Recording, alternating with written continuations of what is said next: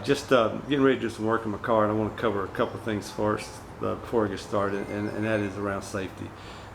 Just please be very careful when you're working on cars, especially, you know, there's just lots of areas that can cause problems. One thing you want to make sure is, you know, never depend upon your jack to hold up a vehicle. Get you some jack stands. Get you a wheel chock to hold the front and the back tires. I use one. You know, if you want to use multiple, that's certainly area for safety.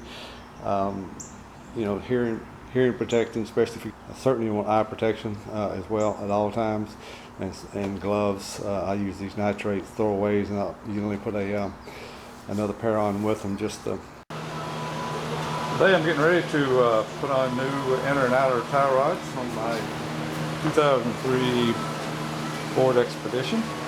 So just now getting started, got her jacked up. Alright, got the wheels off, and I'm getting ready now to take off the outer tie rod section. So first thing you want to do is go ahead and break this loose while it's still connected, because otherwise you're going to want to start untwisting on you inside of there. So it's just really hard. There's a place there to put a wrench on if you want to, but just leave it connected. It's the easiest thing to do. I use the 15/16 because I don't have any big metric, so it worked. I'm not sure what it is, but so just crank it back a little bit, make it loose while you got a chance, and then get ready to take this off. And that is the same size as what's on my lugs. Nuts, I think it's a 21. Yes.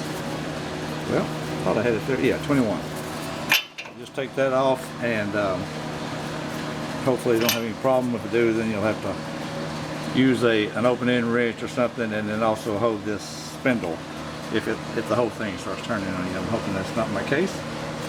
But anyway, let me get this part off, and then the next thing we'll be doing, I'll get the nut off, and I'm going to take unscrew this, and you may have different clamps on here. I've been in here before, ended up putting some cheap parts on here, so now I'm having to come back in here and replace. Got this spindle bent on me, so I'm going to notice that when I put on a new lower control arm, so I'm going to I'm going back with the mode, however you pronounce that, parts, and hopefully they'll be into that. These are some cheap things I bought off eBay, so don't head down that path. So anyway, take this off, and there's also one back here. I don't know if you can see it or not, but it's back in that area would have to come off as well. And be careful with this, and we're going to slide it off. And sometimes, if you haven't had it off before, this boot can really hang on to this inner tie rod. It's really hard to get off. If you don't want to tear your boot, you may just get your screwdriver, lift that up a little bit, and shoot some, you know, some kind of a rust-free penetrant or something like that, just to kind of WD-40, whatever, just to try to get some, get it moving kind of thing. So the goal is to slide it down, and then we can take off the inner tie rod, and a little bit more about that as we get into it. Now, one thing you want to do is try, it's going to have to go in for a front end alignment regardless. I don't care how careful you are, but you want to try to get it as close to what it was before, just so you don't cause any damage going down the road to the tire shop. So you can either do that by twisting it off and count the number of revolutions, measure somewhere from back there to, you know, something firm from there to here. The goal is to try to get as close as you can to where it is right now, just so you can get it to the auto shop. But like I said, some people will take this nut off, swing it out, and then they'll count the number of revolutions. And that'll probably work if all you're doing is replacing this, as long as all these things are the same lengths and parts. I have found that wasn't the case with the original ones I took off. This was not the same length, so I ended up with a different count, if you will.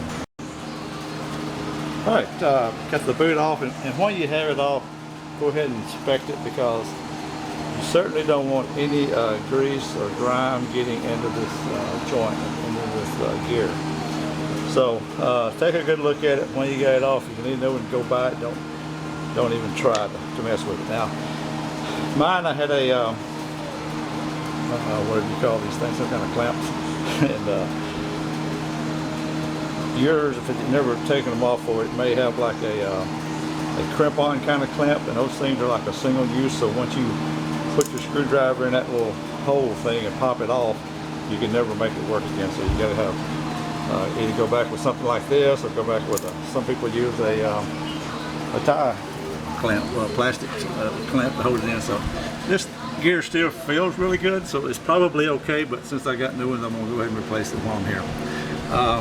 Anyway, there's a couple ways to get these things off. They do make a tool that will slide in here and grab this thing, and then you can work on it from out here, you know, kind of thing from the end. Get your wrench on it, or if you got enough room, you can just get up in there with a wrench. So that's what I'm going to do. That's what I used before. Just got up in there with my wrench and got it off. So hopefully that'll work again. And so I'm going to take this off, and then we'll put it back together. So anyway, this is come out of here. It's going to screw right back into there. One thing I'll note, just in case, you know, since you may have never had yours out, you'll see there's a place there for like a rivet. They don't come with replacements anymore, but yours, if it's never been out, may have a rivet in there, and you just have to get a screwdriver in there and pry that bad boy out before you can unscrew it. All right, got that bad boy in there. You stick it and hardly move. The other one was, even though it was fairly new and it was floppy.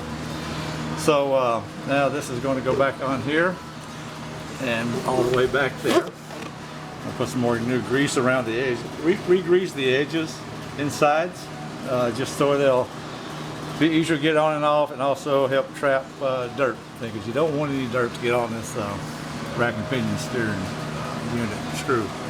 So anyway, that's kind of the next things. Put that on, use my clamps to tighten it down on each end, and then we'll be ready to put the outer rod on, and then we'll put it back together. There we have it. Get some light on the subject here. Got this bad boy all put back together. Again, I tried to measure and count the number of turns and all that to try to get the alignment as close as I could where I could drive it in. But it's going to have to be aligned, so don't know that. Other than that, put the tires and wheels back on, and we'll get that done. I hope this will help you out. If you have any questions, please let me know.